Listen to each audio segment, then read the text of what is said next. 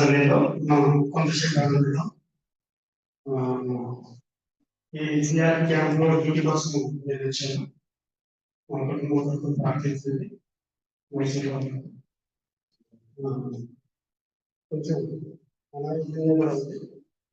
కాబట్టి మనం పాఠం పుస్తకంలోకి రెండో పాఠం రెండో పాఠం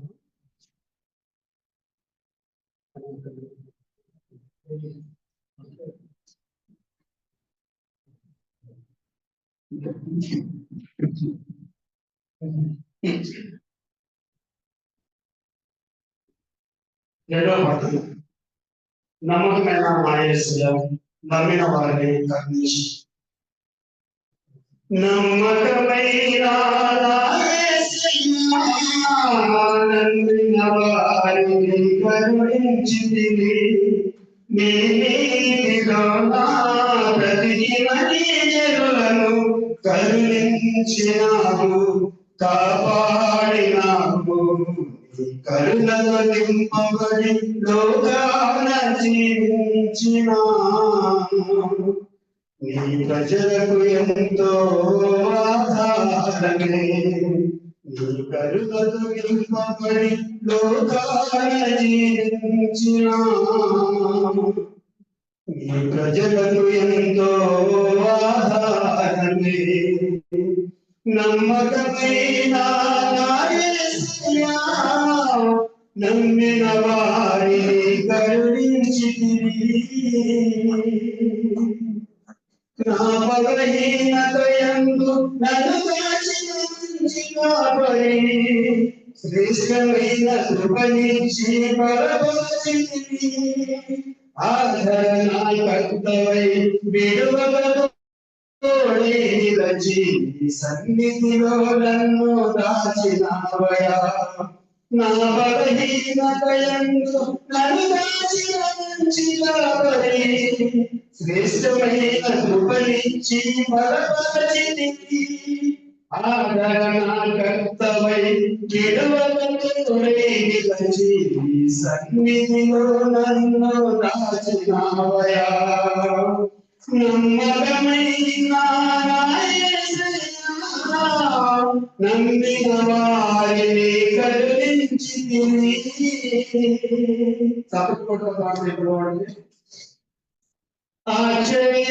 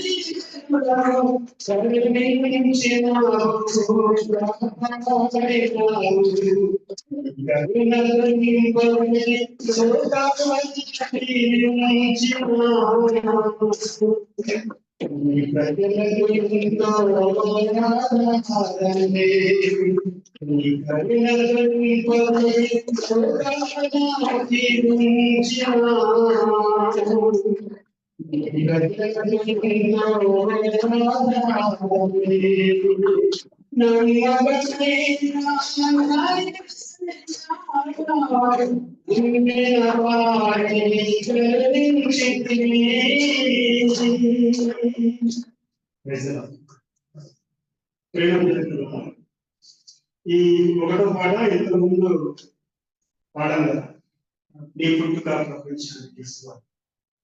ఈ పాట ఇది రెండవ పాట. దేవుడి కృప అయితే మీరు కూడా నేర్చుకోండి చక్కటి పాటలు. దేవుడు నాకు ఇచ్చిన ఏదో చిన్న తెలివితో ఈ పాట రాయడం జరిగింది. చాలా కాలం క్రితం రాయడం జరిగింది, కానీ రికార్డింగ్ కూడా చేసాం, కానీ ఆ రికార్డింగ్ కాబట్టి ఈ పాట కావాలని అందరికీ. ದೇವರ ವಾಕ್ಯವು ಕನ್ನಡದಲ್ಲಿ ಹೇಳುವಾಗ ಸಹೋದರರು ತೆಲುಗಿನಲ್ಲಿ ಭಾಷಾಂತರ ಮಾಡಲು ದೇವರ ಮುಂದುವರಿಸಿದ್ದಕ್ಕಾಗಿ ದೇವರಿಗೆ ಸ್ತೋತ್ರ ಸಲ್ಲಿಸೋಣ. దేవుడు చేసిన సహాయం ಕಳೆದ ವಾರದಲ್ಲಿ ಕರ್ತನ ಮಹಾಕೃಪೆಯಿಂದ ದೇವರು ನಮ್ಮನ್ನು ಕಾದು ಕಾಪಾಡಿ ನಡೆಸಿದ್ದಾರೆ. గడిచిన వారం అంతా ఆయన మహాకృపను బట్టి ఆయన మనల్ని నడిపించి కాపాడేవాడు. ಅನಿರೀಕ್ಷಿತವಾಗಿ ಒಂದು ದುಃಖಕರವಾದಂತ ಸುದ್ದಿಯು ನಮಗೆ ಬಿತ್ತು. దుఃఖకరమైన సమాచారం కూడా తెలియొచ్చింది. ಉಪರವಣ್ಣ ಅವರ ತಾಯಿಯವರು ಕ್ರಿಸ್ತನಲ್ಲಿ ನಿಜ ಹೊಂದಿದ್ದಾರೆ. తల్లి గారు నిద్రించున్నారు. ಕ್ರಿಸ್ತ ನಂಬಿಕೆಯಿರುವಂತ ನಮಗೆ ಮರಣವಿಲ್ಲ. నమ్మిన వారికి నమ్మిన మనకు ఎటువంటి మరణము లేదు. ಅವರು ಕ್ರಿಸ್ತನಲ್ಲಿ ನಿಜ ಹೊಂದಿದ್ದಾರೆ. వారు ప్రభువులో నిద్రించిన వారుగా ఉంటున్నారు. ಆ ಕುಟುಂಬದ ಆದರಣೆಗಾಗಿ ನಾವು ಪ್ರಾರ್ಥನೆ ಮಾಡೋಣ. ఆ కుటుంబం ఆదరణ కొరకు మనం ప్రార్థన చేద్దాం. ಆ ಮರಣ ಸಂಭವಿಸಿರುವ ಮನೆಯಲ್ಲಿ మరణం సంభవించిన ఆ ఇంటిలో ದುಃಖವು ಮಡುಕಟ್ಟಿರುತ್ತದೆ. దుఃఖము ఉండేదిగా ఉండొచ్చు. ಅದಕ್ಕಾಗಿ ಆ ದುಃಖವನ್ನು ತಡೆಯುವ ಶಕ್ತಿ ಪರಿಶುದ್ಧಾತ್ಮ ದೇವರು ಅವರಿಗೆ ನೀಡಲೆಂಬುದಾಗಿ ನಾವು ಪ್ರಾರ್ಥನೆ ಮಾಡೋಣ. ఆ దుఃఖం నుండి ఓదార్పు పొందుటకు పరిశుద్ధాత్మ దేవుడు సహాయం చేయనట్టుగా మనము ప్రార్థన చేద్దాం. ಶಾಲೆ ಪ್ರಾರ್ಥನೆ ಅಲ್ಲಿ ಕೂತಿದ್ದಾರೆ. ಶಾಲೆ ಅಣ್ಣಗಾರು ಕೂಡ ಕೂತಿದ್ದಾರೆ. ನಾನಲ್ಲಿ ಕೂತಿದ್ದು ಅವರೆಲ್ಲ ಕೂತಿದ್ರೆ ಚೆನ್ನಾಗಿರ್ತಿತ್ತು. ಕಳೆದ ಸ್ಪೆಷಲ್ ಮೀಟಿಂಗ್ ನಲ್ಲಿ ದುಬ್ಬಚ್ಚಿಯ ಕುರಿತು ನೀಡಿದರು. గడిచిన ఒక స్పెషల్ మీటింగ్ లో పిచ్చుక గురించి ఒక ప్రత్యేకమైన ఉత్తమాన్ని అందించారు. బహಳ అద్భుతವಾಗಿತ್ತು. అది చాలా అద్భుతంగా ఉంది. ఇంకా జ్ఞాపకం ఉంటుంది. నామಕ್ಕೆ స్తోತ್ರ. దేవుని నామానికి స్తోత్రం. ಯಾವ ಸಭೆಯಲ್ಲಿ ವಾಕ್ಯ ಇರ್ತದೋ, ఏ సంఘంలో వాక్యం ఉండునో ಸಭೆಯಲ್ಲಿ ನಾವು ಸದಾ ಸೇರಿ దేవుని మహిమపరచಬೇಕು. ఆ సంఘంలో మనమందరం కలిసి దేవుని మహిమపరచవలసిన వారంగా ఉంటుంది. వాక్యವೆಂಬ ಉದಕ ಸ್ನಾನವನ್ನು ನಾವು ಮಾಡಿಕೊಳ್ಳಬೇಕು. వాక్యమైన ఉదక స్నానము చేయవలసిన వారంగా ఉంటుంది. వాక్యದಿಂದ ನಾವು ತೊಳೆಯಲ್ಪಡಬೇಕು, శుద్ధి ಮಾಡಲ್ಪಡಬೇಕು. ఆ వాక్యంతో మనం కడగబడవలసిన వారంగా ఉంటున్నాం. ఆ వాక్యంతో మనం శుద్ధీకరించబడవలసిన వారంగా ఉంటుంది. ఆ వాక్యము ನಮ್ಮ ಸಂಗಡ ಮಾತನಾಡುತ್ತೆ. జీవం గల ఆ వాక్యము మనతో మాట్లాడేదిగా ఉంటుంది. ಇಲ್ಲಿ ಅನೇಕರು ಒಳ್ಳೆಯ ದೈವಿಕ ವರ್ತಮಾನವನ್ನ ನೀಡುವರಿದ್ದಾರೆ. ಅನೇಕ ಮಂದಿ ದೇವರ ವರ್ತಮಾನ ಪಂಚುకునే వారు ఉన్నారు. ನಾನು ಪ್ರಾಯಶಃ ನೆನೆಸ್ತೇನೆ, ನಾನು ಅಂದ್ಕೊಳ್ತೇನೆ, ಅನ್ಕೊಂತಾರೆ ಅವರೆಲ್ಲರಿಗೂ ಯವನಸ್ಥರಿಗೆ ಅವಕಾಶ ಕೊಟ್ಟರೆ ಸಾಕು, ನಾವು ಕೂತು ದೇವರ ವಾಕ್ಯ ಕೇಳಿಸ್ಕೊಳ್ಳೋಣ ಅಂತ ಆಸೆ ಆಗುತ್ತೆ. ಯವನ ಬಿಡ್ಡರಿಗೆ ಅವಕಾಶ ಇಚ್ಚಿ ದೇವರ ಕೂರ್ಚొని ದೇವರ ವಾಕ್ಯಾనికి ಅವಕಾಶ ಮಾಡಬೇಕು. ಆದರೆ ಹೇಗೋ ದೇವರ ಸಮಯ ಕೊಡ್ತಾ ಇದ್ದಾಗ ದೇವರ ಸಮಯ ಇచ్చినప్పుడు ನಾವು ಆಲೋಚನೆ ಮಾಡಬೇಕು. మనం ఆలోచించవలసిన ದೇವರ ವಾಕ್ಯವನ್ನು ಧ್ಯಾನಿಸಿ ದೇವರ ವಾಕ್ಯಕ್ಕೆ ಹೋಗೋಣ. ದೇವರ ವಾಕ್ಯಕ್ಕೆ ಹೋಗೋಣ. ದೇವರ ವಾಕ್ಯಕ್ಕೆ ಹೋಗೋಣ. ಪ್ರಕಟಣೆ ಗ್ರಂಥ 2ನೇ ಅಧ್ಯಾಯ. ಪ್ರಕಟಣೆ ಗ್ರಂಥವು 2వ అధ్యాయం. 18వ వచనం 18వ వచనం. ಮತ್ತು మరియు ప్రకటన గ్రంథ 2వ అధ్యాయం ప్రకటన గ్రంథము 2వ అధ్యాయం 1ರಿಂದ 4 ವಚನಗಳನ್ನು ಓದ್ಕೊಳ್ಳೋಣ. మొదటి 4 వచనాలు 18వ ವಚನವನ್ನು ನಾನು ಓದುತ್ತೇನೆ. 18వ వచనం చదువుతాం. ಸತ್ತವನಾದೆನು ಮತ್ತು ಇಗೋ ಯುಗ ಯುಗಾಂತರಗಳಲ್ಲಿಯೂ ಬದುಕುವವನಾಗಿದ್ದೇನೆ. ಮರಣದ ಮತ್ತು ಪಾತಾಳದ ಬೀಜದ ಕೈಗಳು ನನ್ನಲ್ಲಿ ಅವೆ. నేను మొదటి వాడను కనపడేవాడను జీవించేవాడను. ఇదిగో యుగ యుగములు సజీవుడనై ఉన్నాను మరియు మరణము యొక్క పాతాళ లోకము యొక్క తాళపు చెవులు నా స్వాధీనంలో ఉన్నవి. 2ನೇ ಅಧ್ಯಾಯ 4 ವಚನಗಳು. 2వ అధ్యాయం మొదటి 4 వచనాలు. ಎಫೆಸದಲ್ಲಿರುವ ಸಭೆಯ ದೂತನಿಗೆ ಬರೆ 7 ನಕ್ಷತ್ರಗಳನ್ನು ಬಲಗೈಯಲ್ಲಿ ಹಿಡಿದುಕೊಂಡು 7 ಚಿನ್ನದ ದೀಪಸ್ತಂಭಗಳ ಮಧ್ಯದಲ್ಲಿ ತಿರುಗಾಡುವಾತನು ಹೇಳುವುದೇನೆಂದರೆ, ನಿನ್ನ ಕೃತ್ಯಗಳನ್ನು ಪ್ರಯಾಸವನ್ನು ತಾಳ್ಮೆಯನ್ನು ಬಲ್ಲೆನು. ನೀನು ದುಷ್ಟರನ್ನು ಸಹಿಸಲಾರಿ ಅಪೊಸ್ತಲರಲ್ಲದಿದ್ದರೂ ತಮ್ಮನ್ನು ಅಪೊಸ್ತಲರೆಂದು ಹೇಳಿಕೊಳ್ಳುವವರನ್ನು ನೀನು ಪರೀಕ್ಷಿಸಿ ಅವರನ್ನು ಸುಳ್ಳುಗಾರರೆಂದು ಕಂಡುಕೊಂಡಿ. ನೀನು ತಾಳ್ಮೆಯುಳ್ಳವನಾಗಿ ನನ್ನ ಹೆಸರು ನಿಮಿತ್ತ ಬಾಧೆಯನ್ನು ಸಹಿಸಿಕೊಂಡು ಬೇಸರಗೊಳ್ಳಲಿಲ್ಲ. ಇದನ್ನೆಲ್ಲ ಬಲ್ಲೆನು. ಆದರೆ ಮೊದಲು ನಿನಗಿದ್ದ ಪ್ರೀತಿಯನ್ನು ನೀನು ಬಿಟ್ಟು ಬಿಟ್ಟಿದೆ ಎಂದು ನಾನು ನಿನ್ನ ಮೇಲೆ ತಪ್ಪು ಹೊರಿಸಬೇಕಾಗುತ್ತದೆ. ఎఫెసులో ఉన్న సంఘం దూతకు ఇలాగ రాయింది. 7 నక్షత్రములు తన కుడిచేత పట్టుకొని 7 దీపస్తంభముల మధ్య సంచరించేవాడు చెప్పు సంగతి ఏమనగా, నీ క్రియలను నీ కష్టములను నీ సామాను నేను ఎరుగుదును. నీవు దుష్టులను సహింపలేవనియు అపోస్తలుల కాకయే తాము అపోస్తలులని చెప్పుకున్న వారిని పరీక్షించి వారు అబద్ధికులని నీవు కనుగొట్టువనియు నీవు సహనము కలిగి నా నామ నిమిత్తము వారిని భరించి అనలేదని నేను ఎరుగుదును. అయినను మొదట నీకుండిన ప్రేమను నీవు వదిలిపెట్టువని నేను నీ మీద తప్పు ఒకటి మోపవలసి ఉన్నది. ಚಿಕ್ಕ ಪ್ರಾರ್ಥನೆ ಮಾಡಿಕೊಳ್ಳೋಣ. చిన్న ప్రార్థన చేస్తున్నాం. ಬರವಾಗಿ ಪ್ರೀತಿ ಮಾಡಿದ ನಮ್ಮ ತಂದೆಯ ದೇವರೇ, ವಾಕ್ಯ ಸ್ವರೂಪಿ ಆಗಾತನೆ, ವಾಕ್ಯವೇ ಆಗಿರುವಂತನೆ ನೀನು ನಮ್ಮ ಸಂಗಡ ಮಾತನಾಡು. ನೀನು ಮಾತನಾಡಿದರೆ ಜೀವವು, ನೀನು ಮಾತನಾಡಿದರೆ ಶ್ರೇಷ್ಠವು. ಜೀವಗಳ ನಿನ್ನ ಮಾತುಗಳು ನಮ್ಮನ್ನು ಜೀವಿಸ ಮಾಡುತ್ತವೆ. ಕರುಣಾಮಯನೇ, ನೀನು ನಮ್ಮ ಸಂಗಡ ಮಾತನಾಡು. ಅಂತ್ಯ ದಿನಗಳಲ್ಲಿದ್ದೇವೆ, ಅಪಾಯಕರವಾದ ದಿನಗಳಲ್ಲಿದ್ದೇವೆ.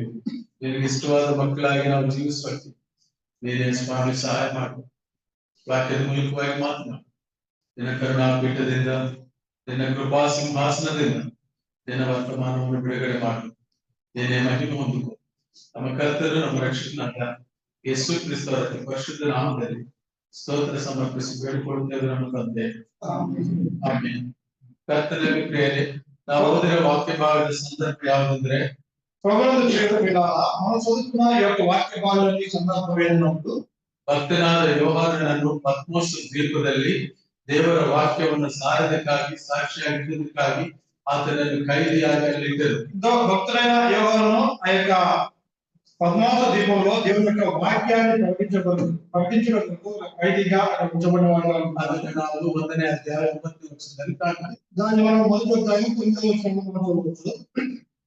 అలాగే దాన్ని యోహానను ಹೇಳಿದ್ದಾನೆ, యోహాను అతనికి ఈ విధంగా చెప్తూ ఉంటున్నాడు, ನಿಮ್ಮ ಸಹೋದರನು మీ సహోదరుడు ಯೇಸುವಿನ ನಿಮಿತ್ತ ಹಿಂಸೆಯಲ್ಲಿಯೂ యేసును కలిగి శ్రమలోను ರಾಜ್ಯದಲ್ಲಿಯೂ రాజ్యంలోను ತಾಳ್ಮೆಯಲ್ಲಿಯೂ సహనంలోను ನಿಮ್ಮೊಂದಿಗೆ ಪಾಲುಗಾರನೂ ಆಗಿರುವ పాలుగాను ఆయన ಯೋಹಾನನೆಂಬ ನಾನು యోహాను నేను ದೇವರ ವಾಕ್ಯಕ್ಕೋಸ್ಕರವೂ దేవుని వాక్యం నిమిత్తము ಯೇಸುವಿನ ವಿಷಯವಾದ యేసుని గురించిన ಸಾಕ್ಷಿಗೋಸ್ಕರವೂ సాక్షి నిమిత్తము ಪತ್ಮೋಸ್ ದ್ವೀಪದಲ್ಲಿದ್ದೇನೆ. పద్మాస ద్వీపం పరవాసినైతిని. ಯೋಹಾನನು ಪತ್ಮೋಸ್ ದ್ವೀಪದಲ್ಲಿ ಇಡಲ್ಪಟ್ಟಾಗ ఈ యోహాను ఆ యొక్క పద్మాస ద్వీపంలో ఉంచబడినప్పుడు అతను ఎಷ್ಟಾಗಿ తగ్గించుకుంటున్నాను అతను ఎంతగా తగ్గించుకుంటున్నాడంటే ಅದನ್ನು ನಾವು ನೋಡ್ತೇವೆ. ఆ మాటలను ఇక్కడ చూసుకుంటున్నాం. ನಿಮ್ಮ ಸಹೋದರನಿಗೆ మీ సహోదరుడు చెప్తూ ఉంటున్నాడు, తనను తాను పాస్టర్ ಅಂತ ಹೇಳ್ಕೊಳ್ಳಿಲ್ಲ. అతను తనను తాను ఒక పాస్టర్ గా గుర్తించుకోలేదు కానీ రెవరెండ్ ಅಂತ ಹೇಳ್ಕೊಳ್ಳಿಲ್ಲ. ఒక రెవరెండ్ అని తనను తాను చెప్పుకోలేదు కానీ రెవరెండ్ ಎಂಬುದಾಗಿ ಹೇಳ್ಕೊಳ್ಳಿಲ್ಲ.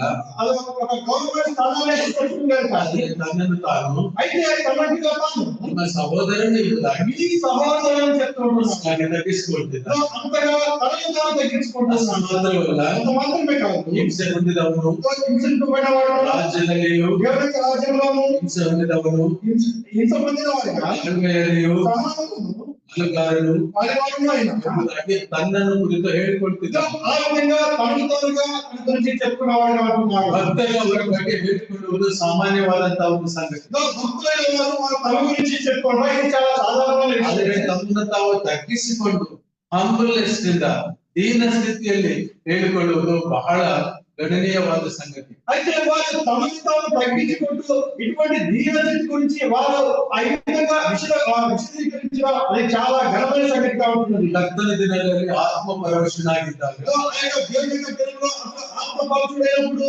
ಹಿಂದಗಡೆಯಿಂದ ದೇವರ ಸ್ವರವು ಕರ್ತನ ಸ್ವರವು ಭಕ್ತನಾದ ಯೋಹಾನನ ಕಿವಿಗೆ ಬಿತ್ತು. వెనుక నుండి ఆ యొక్క దేవుని స్వరము భక్తుడైన యోహానుకు వినబడినది. ಅದು ಮಹಾಶಬ್ದ ಎಂಬುದಾಗಿ ನಾವು ನೋಡ್ತೇವೆ. ఇది మహా శబ్దంగా మనం చూడవచ్చు. ಆ ಶಬ್ದವು ಹೇಗೆ ಕೇಳಿಸಿಕೊಂಡನು? ఆ శబ్దం అతను ఏ విధంగా వినబడింది? ಆತನು ಆತ್ಮವಶದಲ್ಲಿದ್ದನು. అతను ఆత్మ పరవశుడైన వాడుగా ఉంటున్నాడు. ಯಾರು ಆತ್ಮವಶದಲ್ಲಿ ಇರುತ್ತಾರೋ ಅವರಿಗೆ ದೇವರ ಸ್ವರವು ಕೇಳಿಸಲ್ಪಡುತ್ತದೆ. ఎవరైతే ఆత్మ పరవశులై ఉంటారో వారికి మాత్రమే దేవుని యొక్క స్వరం వినబడేదిగా ఉంటుంది. ಯಾರು ದೇವರ ಆತ್ಮದ ಸ್ವಾಧೀನದಲ್ಲಿ ಇರುತ್ತಾರೋ ಅವರಿಗೆ ದೇವರು ಏನಾದರೂ ಒಂದಷ್ಟು ತನ್ನ ವಿಷಯವನ್ನು ಪ್ರಕಟಪಡಿಸಿಕೊಳ್ಳಕ್ಕೆ ಪ್ರಯತ್ನಿಸ್ತಾರೆ. ఎవరైతే దేవుని యొక్క ఆత్మ విషయంలో వారు స్వాధీనంగా ఉంటారో ఏదైనా విషయాన్ని దేవుడు వారికి అనుగ్రహించేవాడుగా ఉంటున్నాడు. చరిత్రకారునాದ స్ట్రాబో ప్రకార చరిత్రకారుడైన స్ట్రాబో ప్రకారము ಹೆಚ್ಚು ಕಮ್ಮಿ ಮೊದಲನೇ ಶತಮಾನ 100 years ನ ಆಸುಪಾಸಿನಲ್ಲಿ ಆರ್ಯ ಸಭೆಯಲ್ಲಿ ಹಿಂಸೆ ಪ್ರಬಲಿದಾಗ ಚದುರಿಸಲ್ಪಟ್ಟಾಗ ಸ್ಟೆಫನನು ರಕ್ತಸಾಕ್ಷಿ ಆದನು. ಸ್ಟೆಫನನು ನಿಲ್ಲಿಸಿ ಕಲ್ಲಿಸಿದು ಕೊಲ್ಲುತ್ತಿರುವಾಗ ಪೌಲನು ಆಗ ಸೌಲನಾಗಿದ್ದವನು ಅಲ್ಲಿ ಆ ರಕ್ತದ ಕರೆಯ ಬಟ್ಟೆಗಳನ್ನು ಕಾಯುವಂತವನಾಗಿದ್ದನು. చంపబడుతుండగా ఆ యొక్క రక్తములకు సాక్షిగా చూస్తున్నవాడుగా ఉంటున్నాడు. ನಾವು ಗಮನಿಸಿ ನೋಡೋದಾದ್ರೆ ಹಿಂಸೆ ಕ್ರೈಸ್ತರಿಗೆ ಹೊಸದೇನಲ್ಲ. గమనించినట్లయితే క్రైస్తవులకు విశ్వాసులకు హింస అనేది అది కొత్తదని కాదు. ಕರ್ತನಾದ ಯೇಸು ಕ್ರಿಸ್ತನ ಶಿಷ್ಯರು ಅನೇಕರು ಹಿಂಸೆ ಹೊಂದಿದವರು.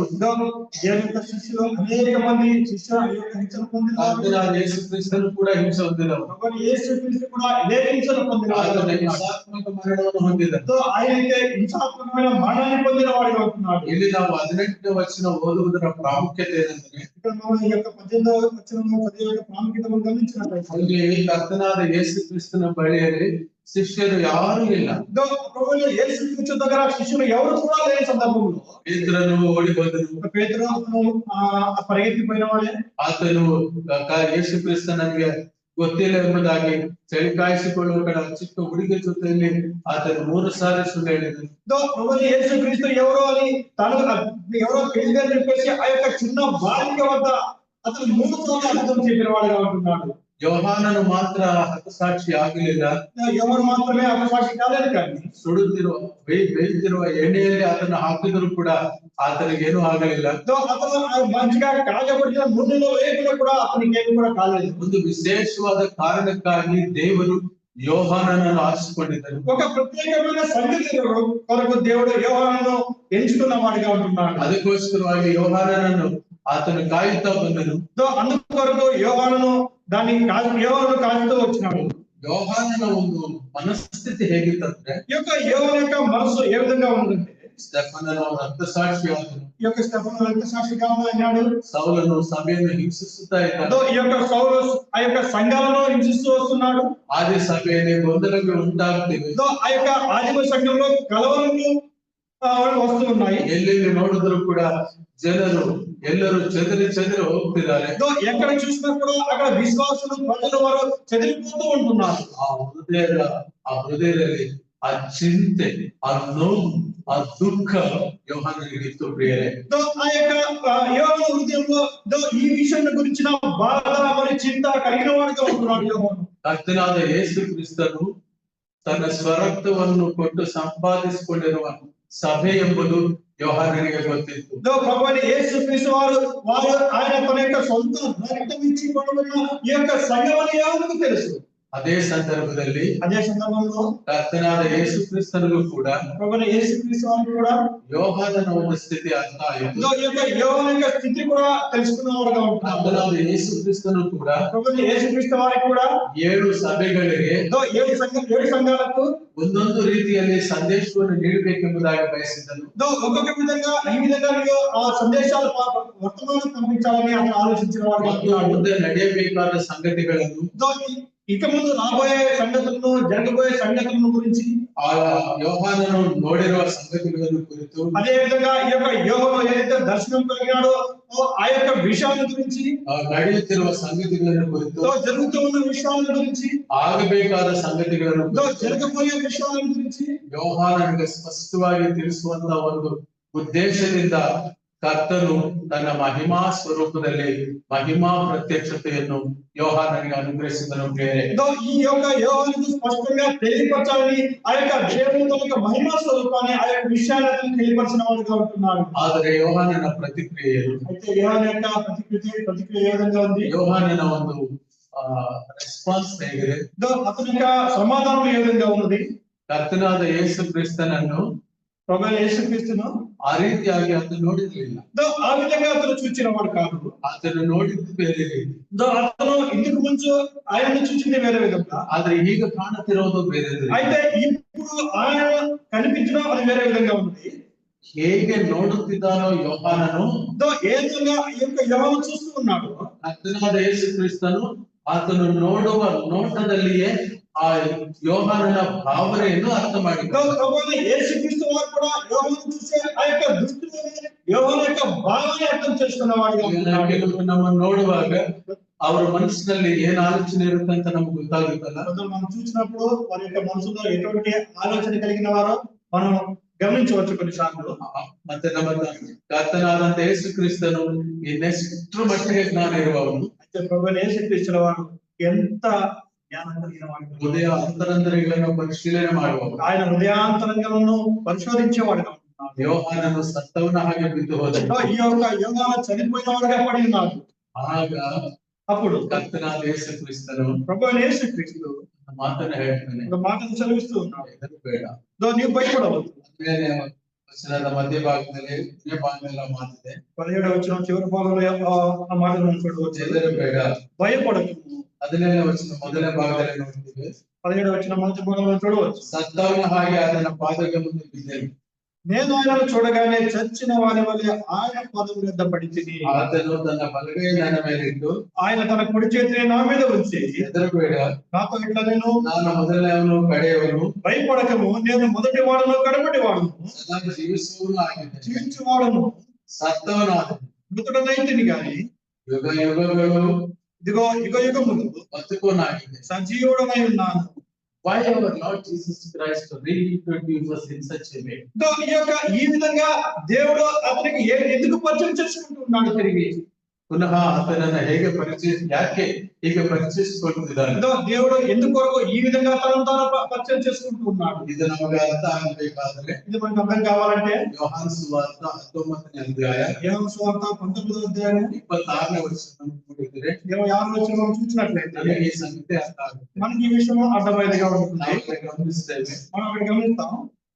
ಯೇಸು ಪ್ರೀತಿಸುವ ಶಿಷ್ಯನು, దేవుడు ప్రేమించిన శిష్యుడు ಅಂದ್ರೆ ಯೋಹಾನನು, అంటే యోహాను ಆ ಶಿಲುಬೆಯ ಬಳಿಯಲ್ಲಿದ್ದಾನೆ. ఆ యొక్క శిలువ దగ్గర ఉండిన వాడుగా ఉంటున్నాడు.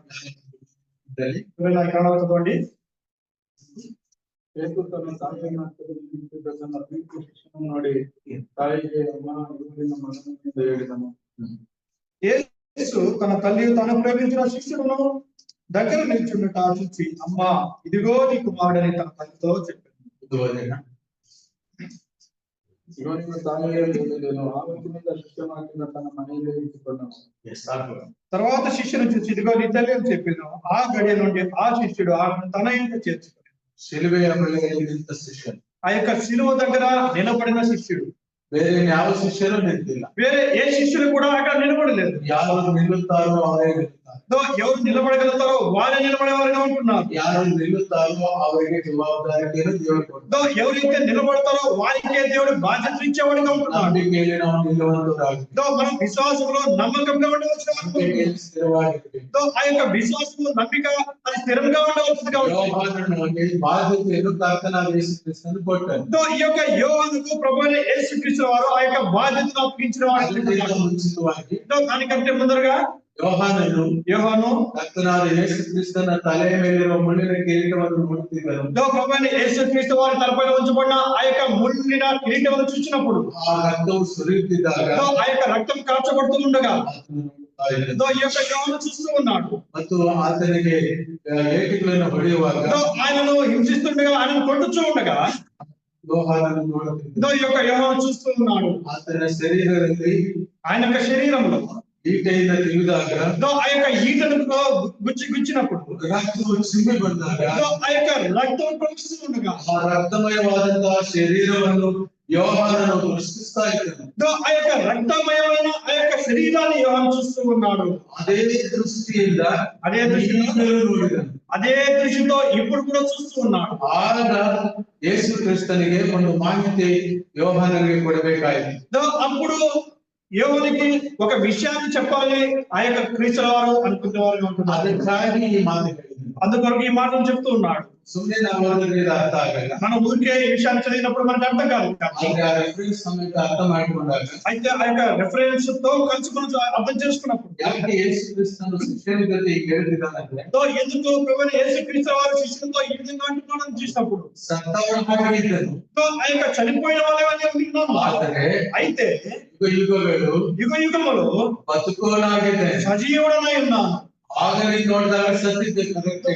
అప్పుడు నీవు చూసినప్పుడు నేను చనిపోయినాను అది సరైనదే. ಶಿಷ್ಯರೆಲ್ಲ ಹಾಗೆ ಅಂದ್ಕೊಂಡಿದ್ದು. శిష్యులందరూ కూడా అదే విధంగా అనుకున్నారు. ಶಿಲುಬೆಯಲ್ಲಿ ಸತ್ತವನಾಗಿದ್ದಾನೆ. ఆయన శిలువలో మరణించాడు. ಮತ್ತೆ ಒಂದ್ಸರಿ ಪುನರುತ್ಥಾನವಾಗಿದ್ದಾನೆ.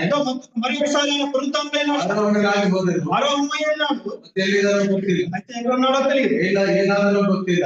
ఏమయ్యో తెలియదు. ಇಂತಹ ಒಂದು ಅಜ್ಞಾನ ಸ್ಥಿತಿಯಲ್ಲಿದ್ದಾಗ ఇటువంటి అజ్ఞాన స్థితిలో ఉండగా ಇಳುವಳಿಕೆ ಇಲ್ಲದಿರುವಂತ ಸ್ಥಿತಿಯಲ್ಲಿದ್ದಾಗ ఆ యొక్క తెలియని ఆ యొక్క స్థితిలో వారు ఉండగా ಕರ್ತನಾದ ಯೇಸು ಕ್ರಿಸ್ತನ ಮಹಿಮಾ ಪ್ರತ್ಯಕ್ಷತೆಯ ಆ ಪ್ರತ್ಯಕ್ಷತೆ ಅತ್ಯಂತ ಅವಶ್ಯಕವಾಗಿದೆ. ప్రభువైన యేసుక్రీస్తు వారి యొక్క ప్రత్యక్షత అక్కడ అగత్యం అనిపించిన స్థితి మనం చూస్తున్నాం. ಉತ್ಕೃಷ್ಟವಾಗಿ ಪದ್ಮೋಸ್ ದ್ವೀಪದಲ್ಲಿ ಯೋಹಾನನನ್ನು ಸಂಧಿಸಿದಾಗ అందుకొరకు ఆ యొక్క పద్మాసు ద్వీపంలో యోహాను సంధించినప్పుడు ಆ ಸಂದರ್ಭದಲ್ಲಿ ఆ యొక్క సందర్భంలో ಕರ್ತನಾದ ಯೇಸು ಕ್ರಿಸ್ತನು ಹೇಳುವ ಮಾತು ప్రభువైన యేసుక్రీస్తు వారు చెప్తున్న ఒక మాట 18ನೇ ವಚನದಲ್ಲಿ 18వ వచనం ಸತ್ತವನಾದೆನು.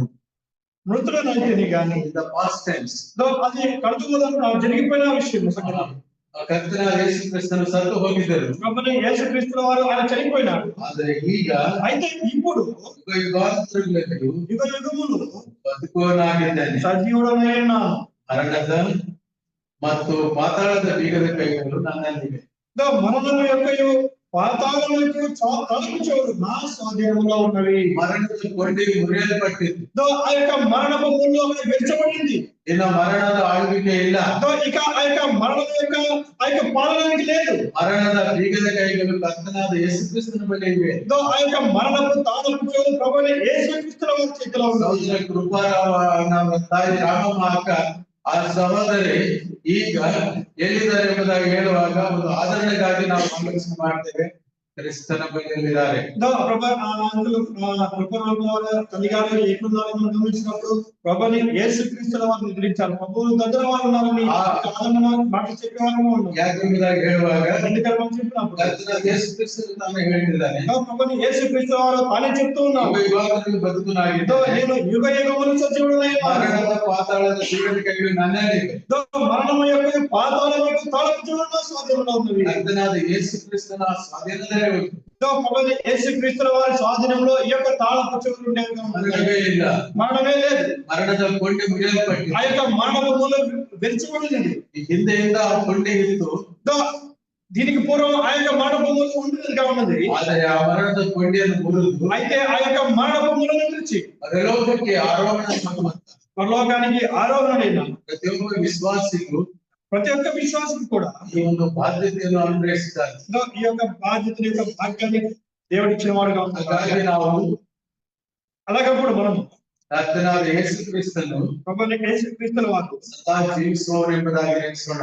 ఆయన ఎప్పుడు నిరంతరం జీవించేవాడుగా ಈಗ ఉంటాడు. ನಾವು 2ನೇ ಅಧ್ಯಾಯಕ್ಕೆ ಬರ್ತೇನೆ. ఇప్పుడు మనం రెండవ అధ్యాయానికి వస్తాం. 2ನೇ ಅಧ್ಯಾಯಕ್ಕೆ ಹೋಗೋದಕ್ಕೆ ಮುಂಚೆ రెండవ అధ్యాయానికి రావడానికి ముందు ಒಂದು ಸಂಗತಿಯನ್ನು ನೆನಪಿನಲ್ಲಿ ಇಟ್ಕೊಳ್ಳೋಣ. ఒక సంగతిని మనం జ్ఞాపకం చేసుకుందాం. ಮರಣದ ಅಧಿಕಾರವು ನಮ್ಮ ಮೇಲೆ ಇರುವುದಿಲ್ಲ.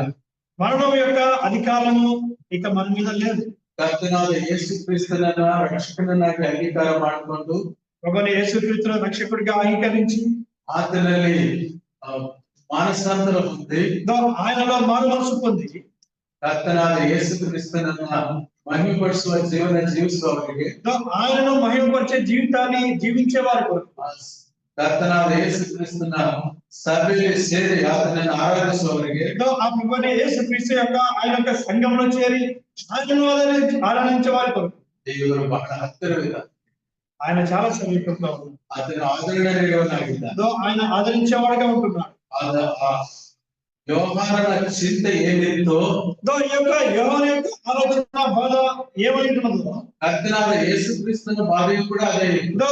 యేసుక్రీస్తు యొక్క బాధ కూడా చింత కూడా అదే. ನೀನು ಬರೀ ఎవరు నీవు రాయి అని చెప్తున్నాడు. ಎಫೆಸ ಸಭೆಗೆ ಬರೇ, సంఘానికి రాయి, ಸಭೆಗೆ ಬರೇ, ఈ యొక్క సంఘానికి నువ్వు రాయి, ಸಭೆಗೆ ಬರೇ, సంఘానికి నువ్వు రాయి, ಸಭೆಗೆ ಬರೇ, సంఘానికి నువ్వు రాయి, ಆಯಾ ಸಭೆಗಳಿಗೆ ನೀನು ಬರೆಯುತ್ತಾ ಇರು. ఆయా సంఘానికి నీవు రాస్తూ ఉండని చెప్తున్నాడు. ಕರ್ತನಾದ ಯೇಸು ಕ್ರಿಸ್ತನು ప్రభువైన యేసుక్రీస్తు వారు ಎಫೆಸ ಸಭೆಗೆ ಹೇಳಿದ ಹಾಗೆ ఎఫెసు సంఘానికి చెప్పినట్లుగా ಲವೋದಿಕೀಯ ಸಭೆಗೆ ಹೇಳಿಲ್ಲ. లవోదికీయ సంఘానికి చెప్పలేదు. ಲವೋದಿಕೀಯ ಸಭೆಗೆ ಹೇಳಿದ ಹಾಗೆ లవోదికీయ సంఘానికి చెప్పినట్లు ಕೊರಿಂಥಿಯರ ಸಭೆಗೆ ಹೇಳಿಲ್ಲ. కొరింథీయ సంఘానికి చెప్పలేదు. ಆಯಾ ಕಾಲಘಟ್ಟಕ್ಕೆ ತಕ್ಕಂತೆ ఆయా సందర్భానికి తగినట్టుగా ಆ ಸಭೆಗಳಿಗೆ ಸಂದೇಶವನ್ನು ನೀಡುತ್ತಾ ఆ సంఘానికి యొక్క వర్తమానం పంచుతూ ಜೀವಗಳ ದೇವರ ಸಭೆಯಲ್ಲಿ దేవుని సంఘంలో ಜನರು ಹೇಗೆ ನಡೆದುಕೊಳ್ಳಬೇಕೆಂಬುದನ್ನು ఆ యొక్క విశ్వాసుల ప్రజలు ఏ విధంగా ఉండాలో ದೇವರು ಎಚ್ಚರಿಕೆ ನೀಡಬೇಕೆಂಬುದಾಗಿ ಬಯಸಿದನು. ఆ యొక్క దేవుడు హెచ్చరించాల్సిన ఆలోచన కలిగిన వాడు. ಈ 2-3 ಅಧ್ಯಾಯಗಳನ್ನು ನಾವು ನೋಡುವಾಗ ఈ యొక్క 2-3 అధ్యాయాలు మనం చూసినప్పుడు ಕರ್ತನಾದ ಯೇಸು ಕ್ರಿಸ್ತನ ಹೃದಯ ಸ್ಪಂದನ ಕಾಣುತ್ತೆ ಸಭೆಗಳ ವಿಷಯದಲ್ಲಿ.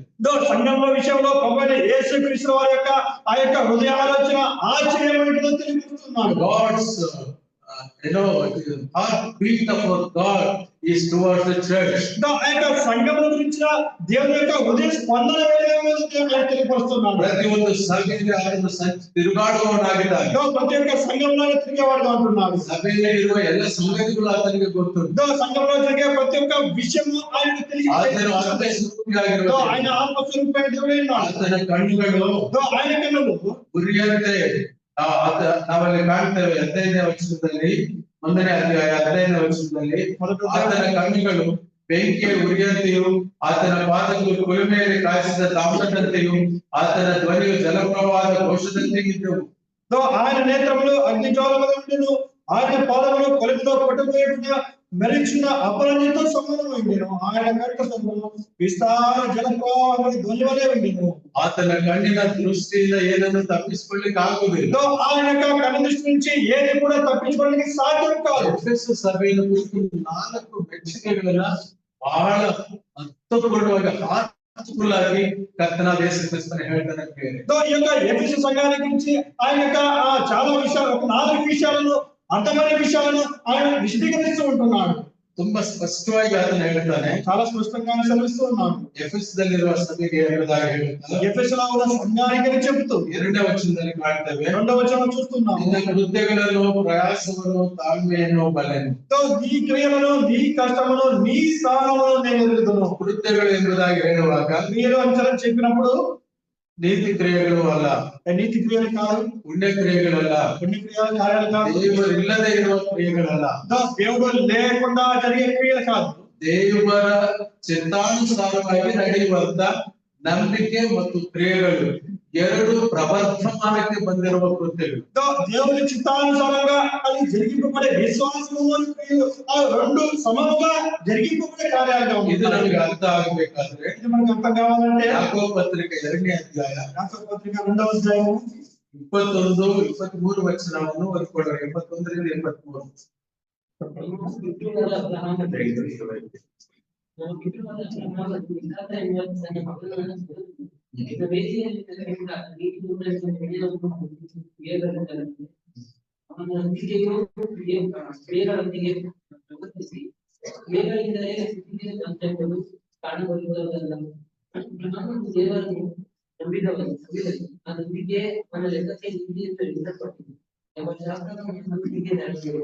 ಮತ್ತು ದೇವರು ಸ್ನೇಹಿತನೆಂಬ ಹೆಸರು ಅವನಿಗೆ ದೇವರ ಸ್ನೇಹಿತನೆಂಬ ಹೆಸರು ಅವನಿಗೆ ದೇವರ ಸ್ನೇಹಿತನೆಂಬುದಾಗಿರುವ ಹೆಸರು ಅಬ್ರಹಾಮನಿಗೆ ಬಂತು.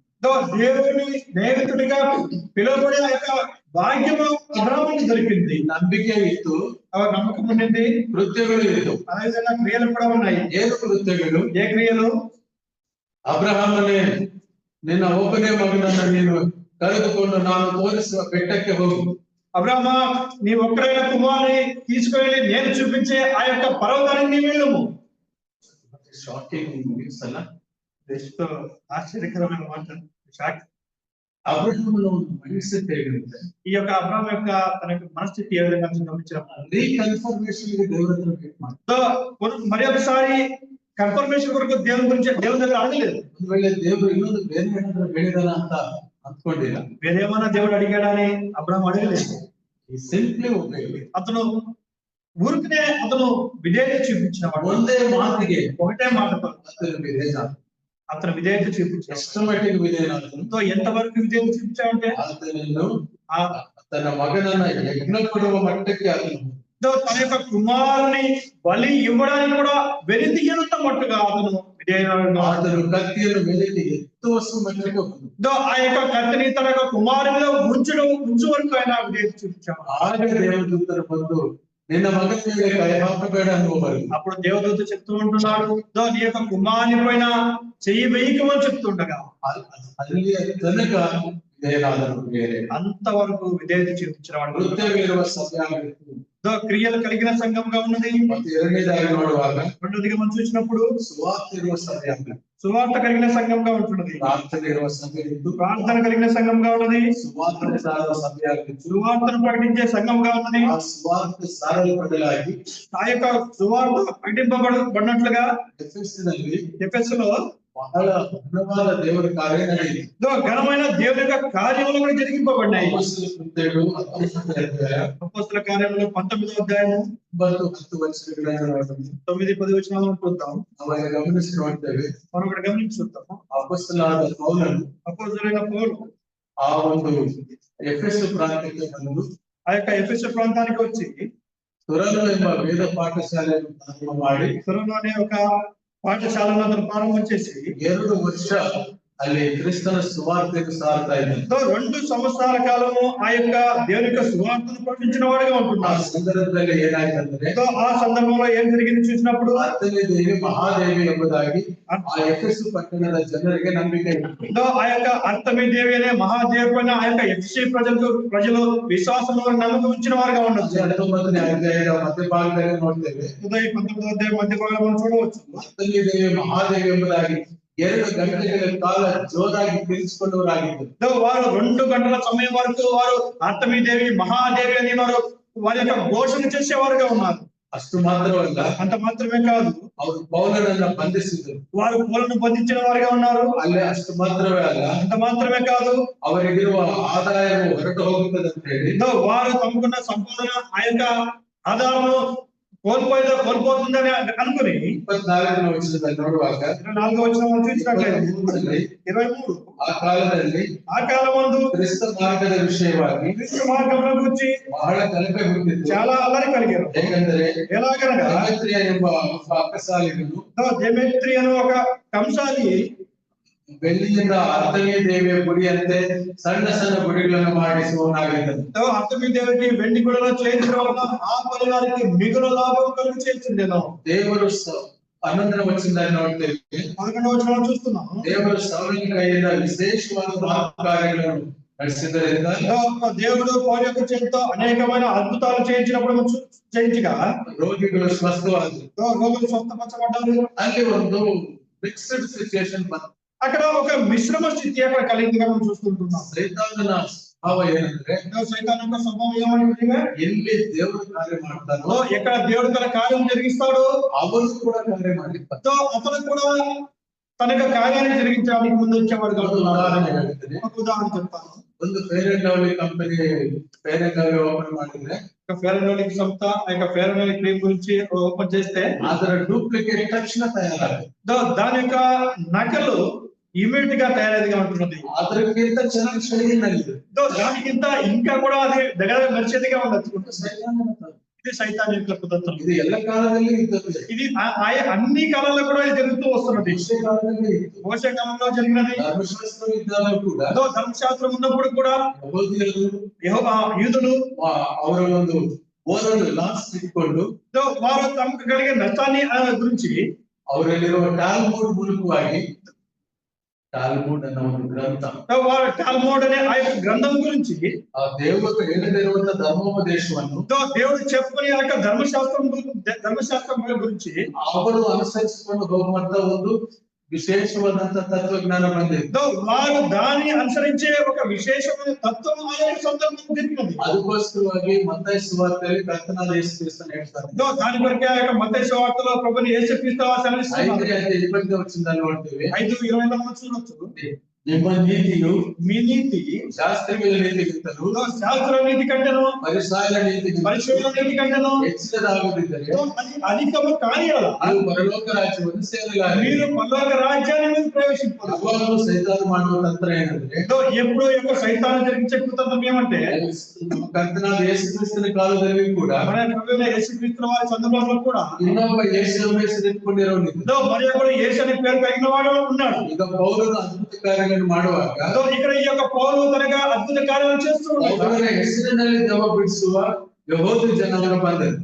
పౌలు పేరులో దయ్యాలను విడిపించే ఆ యొక్క యూదులు వచ్చారు. ಅಲ್ಲಿ ಸ್ಕೇವ ಎಂಬ ಮಹಾಯಾಜಕನಿದ್ದನು. అక్కడ స్కేవ అనే మహాయాజకుడు ఉన్నాడు. ನಾವಲ್ಲಿ 14ನೇ ವಚನದಲ್ಲಿ ಅವನು ನೋಡ್ತೇವೆ. ಮಹಾಯಾಜಕ ಸ್ಕೇವನು ಎಂಬ ಒಬ್ಬ ಯೆಹೂದ್ಯನು 7 ಮಂದಿ ಮಕ್ಕಳು ಹಾಗೆ ಮಾಡುತ್ತಿದ್ದರು. ಆದರೆ ದೇವ ಅವರಲ್ಲಿ ಇಬ್ಬರಿಗೆ ಯೇಸುವಿನ ಗುರುತು ನನ್ನ ಗುರುತು, ಪೌಲನನ್ನು ಬಲ್ಲೆನು, ನೀವಾದರೂ ಯಾರು ಎಂದು ಹೇಳಿತು. ಮತ್ತು ದೆವ್ವ ಹಿಡಿದ ಆ ಮನುಷ್ಯನವರ ಮೇಲೆ ಹಾರಿ ಬಿದ್ದು ಅವರಿಬ್ಬರನ್ನು ಸೋಲಿಸಿ ಬಲಾತ್ಕರಿಸಿದ್ದರಿಂದ ಅವರು ಬೆತ್ತಲೆಯಾಗಿಯೂ ಗಾಯವುಳ್ಳವರಾಗಿಯೂ ಆ ಮನೆಗಳಿಂದ ಓಡಿ ಹೋದರು. ಈ ಸಂಗತಿ ಎಫೆಸದಲ್ಲಿ ವಾಸವಾಗಿದ್ದ ಎಲ್ಲ ಯೆಹೂದ್ಯರಿಗೂ ಗ್ರೀಕರಿಗೂ ತಿಳಿದು ಬಂದಾಗ ಅವರೆಲ್ಲರಿಗೂ ಭಯ ಹಿಡಿಯಿತು ಮತ್ತು ಕರ್ತನಾದ ಯೇಸುವಿನ ಹೆಸರು ಪ್ರಖ್ಯಾತಿಗೆ ಬಂತು. యూదుడైన స్కేవైన ప్రధాన యాజకుని కుమారులు 7 అలాగే చేయించింది. అందుకు ఆ దయ్యము నేను యేసును గుర్తెరుగుదును, పౌలును కూడా ఎరుగుదును, కానీ మీరెవరని అడగగా ఆ దయ్యము పట్టిన వాడు ఎగిరి వారి మీద పడి వారి ఇద్దరిని లొంగదీసి గెలిచాను. అందుచేత వారు దిగంబరులై గాయం తగిలి ఆయన నుండి పారిపోయేది. ఈ సంగతి ఎఫెసులో కాపురమున్న సమస్త యూదులకు గ్రీసు దేశకులకు తెలియవచ్చినప్పుడు వారి అందరికీ భయం కలిగాను. కనుక ప్రభువైన యేసు నామము ఘనపరచబడెను. 50,000 ಬೆಳ್ಳಿ ನಾಣ್ಯಗಳು ಈ ಕಾಲದಲ್ಲಿ 500 ಕೋಟಿ ಎತ್ಕೋಬಹುದು. ಅಷ್ಟು ಬೆಳ್ಳಿಗಳ ಪುಸ್ತಕಗಳನ್ನು ಬೆಂಕಿ ಹಚ್ಚಿ ಅವುಗಳನ್ನ ಸಂಪೂರ್ಣವಾಗಿ ನಿರ್ಮೂಲನೆ ಮಾಡಿ ಯೇಸು ಕ್ರಿಸ್ತನನ್ನು ಹಿಂಬಾಲಿಸಿದರು ಎಫೆಸದಲ್ಲಿರುವಂತಹ ವಿಶ್ವಾಸಿಗಳು. 50,000 ఆ యొక్క వెల కలిగిన వెండి నాణ్యములను వెండి నాణ్యములంతా వెల కలిగిన ఆ యొక్క పుస్తకాలను వారు అగ్నిలో పడవేశారు. ప్రభుని యేసు క్రీస్తును అనుసరించిన వారుగా ఉంటున్నారు. ಎಷ್ಟು ಜೋರಾಗಿ ಕೃತ್ಯಗಳಿರುವಂತಹ ಸಭೆ, ఎంత ఘనమైన కార్యములు కలిగిన సంఘము చూస్తుంటున్నాం. ಮತ್ತು ಪ್ರಯಾಸಪಟ್ಟ ಸಭೆ, మరి అదేవిధంగా ప్రయాసపడ్డ సంఘము. ಅಂದ್ರೆ ಈ ಸಭೆ ಏನಾಗಿದೆ? అయితే ఈ సంఘం ఏమైనది? ಈ ಸಭೆಯ ಪರಿಸ್ಥಿತಿ ಏನಿದೆ? ఈ యొక్క సంఘం యొక్క స్థితి ఏమైంది? ಅದು ಇನ್ನೊಂದು ಸಂಗತಿ ನೋಡುವಾಗ మరి యొక్క సంగతులను చూసినప్పుడు ಸುಳ್ಳುಗಾರರನ್ನು ಕಂಡುಕೊಂಡಿರುವವರನ್ನ, ದುಷ್ಟರನ್ನು ಮತ್ತು ಸುಳ್ಳು ಬೋಧಕರನ್ನು ಗುರುತಿಸಿ ಅವರನ್ನು ತಿರಸ್ಕರಿಸುವ ಸಭೆ ಎಫೆಸು ಸಭೆ. నీవు దుష్టులను సహింపలేవని అపోస్తలుల కాకే తాము అపోస్తలులను చెప్పుకున్న వారిని పరీక్షించి వారు అబద్ధికులను కనుగొంటివని. ಆ ಸಭೆಯಲ್ಲಿ బోధన క్రమము ಚೆನ್ನಾಗಿದೆ. ఆ యొక్క సంఘంలో ఆ యొక్క బోధింపబడే క్రమము అది సరిగ్గా ఉందని చూస్తున్నాం. ಅವರು అపొస్తలుల బోధనను మాత్రం స్వీకరిస్తున్నారు. వారు అపోస్తల బోధన మాత్రమే స్వీకరించేవారుగా ఉన్నారు. అపొస్తలుల అందరిలో ఉన్న తత్వజ్ఞానವನ್ನು ಬೇಡವನ್ನುತ್ತಿದ್ದು. అపోస్తలు కాని వారి యొక్క తత్వ జ్ఞానాన్ని వారు తిరస్కరించిన వారు ఉంటున్నారు. ఆ కాలದಲ್ಲಿ ಕೂಡ ಸುಳ್ಳು అపొస్తలులు ఇದ್ದರು. ఆ యొక్క సందర్భంలో కూడా ఆ యొక్క అబద్ధ అపోస్తలు ఉన్నవారుగా ఉంటున్నారు. ఈ కాలದಲ್ಲಿ ಕೆಲವರು అపొస్తలుల కాలింగ్ ಇದೆ, ನಾವು అపొస్తలులు ಅಂತ ಹೇಳ್ಕೊಳ್ತಿದ್ದಾರೆ, ಅದು ವಾಕ್ಯಕ್ಕೆ ವಿರುದ್ಧ. ఈ యొక్క సందర్భంలో ఈ యొక్క కాలంలో మనం చూస్తున్నాము, మేము అపోస్తలులని పిలువబడేవారు, అపోస్తలుల యొక్క పిలుపు మాకుందని చెప్పబడేవారు అనేక మంది ఉన్నారు. అది అబద్ధము, ಅದು వాక్యానుసారವಾದದ್ದಲ್ಲ. ఇది వాక్యానుసారమైన క్రమం కాదు. అపొస్తలుల కాలం ಹೋಯಿತು, అపోస్తల కాలం గడిచిపోయినది. ಈಗ ನಾವು ಸಭೆಯಲ್ಲಿ ಸುವಾರ್ತಿಕರು, ಉಪದೇಶಕರು, ಸಭಾಧ್ಯಕ್ಷರು, ಸಭಾಪಾಲಕರು ಸೇರಿ ದೇವರ ಜೀವಗಳ ದೇವರ ಸಭೆಯಲ್ಲಿ ದೇವರ ಕಾರ್ಯಗಳನ್ನು ಮಾಡುವವರಾಗಿರ್ತಾರೆ. ఈ యొక్క కాలంలో దేవుని యొక్క సంఘంలో పరిచారకులుగా మరియు బోధకులుగా ఉండి ఆయన యొక్క కార్యములను ఆయన యొక్క సువార్తను ప్రకటించడానికి ముందుండేవారుగా ఉంటున్నారు. ಹಾಗೆ ಇಷ್ಟೆಲ್ಲ ಕ್ರಮಗಳಿರುವಂತಹ ಸಭೆ ಇದ್ದರು. ఇటువంటి క్రమం కలిగిన ఈ యొక్క సంఘమైనప్పటికీ 4ನೇ ವಚನಕ್ಕೆ ಬಂದಾಗ 4వ వచనాన్ని మనం చూసినప్పుడు ಒಂದು ತಪ್ಪು ಕಾಣಿಸ್ತಾ ಇದೆ. ఒక తప్పు కనిపిస్తూ ఉన్నది. ತುಂಬಾ ಭಯಂಕರವಾದ ವಿಷಯ. ఇది చాలా భయంకరమైన విషయం కాదు. ಏನು ಹೇಳುತ್ತೇವೆ ಎಂದಾಗ ನಾವು ನೋಡುವಾಗ ಏನಂದ್ರೆ మనం చూసినప్పుడు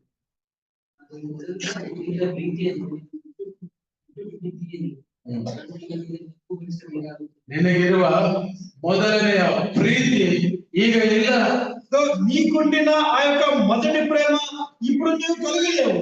ఆ క్రియಗಳನ್ನು కృత్యಗಳು ಮಾಡುತ್ತಾ ಮಾಡುತ್ತಾ ಮಾಡುತ್ತಾ ఆ యొక్క కార్యాలను జరిగిస్తూ వస్తూ సువార్ತೆ ಸಾರುತ್ತಾ ಸಾರುತ್ತಾ ಸಾರುತ್ತಾ సువార్తను ప్రకటిస్తూ వస్తూ ಪ್ರಾರ್ಥನೆಗಳು ಮಾಡುತ್ತಾ ಮಾಡುತ್ತಾ ಮಾಡುತ್ತಾ ప్రార్థన చేస్తూ వస్తూ ಎಲ್ಲೋ ಒಂದು ಕಡೆ ಆ ಮೊದಲನೇ ಪ್ರೀತಿ ಮಿಸ್ ಆಗಿ ಎಲ್ಲವೂ ಕೂಡ ಮೆಕ್ಯಾನಿಕಲ್ ಆಗಿ ಯಾಂತ್ರಿಕವಾಗಿ ನಡೆದು ಹೋಗ್ತಿತ್ತು. ఎక్కడో ఒక దగ్గర నీకున్న ఆ యొక్క మొదటి ప్రేమని విడిచిపెట్టి ఈ యొక్క కార్యాలన్నీ వచ్చి యాంత్రికంగా తాంత్రికంగా కార్యాలను జరిగిస్తూ వస్తున్నావు. ಅದನ್ನು ಕರ್ತನಾದ ಯೇಸು ಕ್ರಿಸ್ತನು ತನ್ನ ತೀಕ್ಷ್ಣವಾದ ನೇತ್ರಗಳಿಂದ ದೃಷ್ಟಿಸಿ ಈ ತಪ್ಪನ್ನ ನೀನು ಸರಿಪಡಿಸಿಕೊಳ್ಳಬೇಕೆಂದು ಹೇಳುತ್ತಿದ್ದಾನೆ. తనకున్న జ్ఞానంతో ఈ యొక్క విషయాలను గ్రహించి నువ్వు చేస్తున్న ఈ యొక్క తప్పును సరి చేసుకుని తెలుస్తూ ఉన్నాడు. ಪ್ರೀತಿಯ ಬಗ್ಗೆ ಸತ್ಯವೇದದಲ್ಲಿ ಒಂದು ಅಧ್ಯಾಯನೇ ಇದೆ.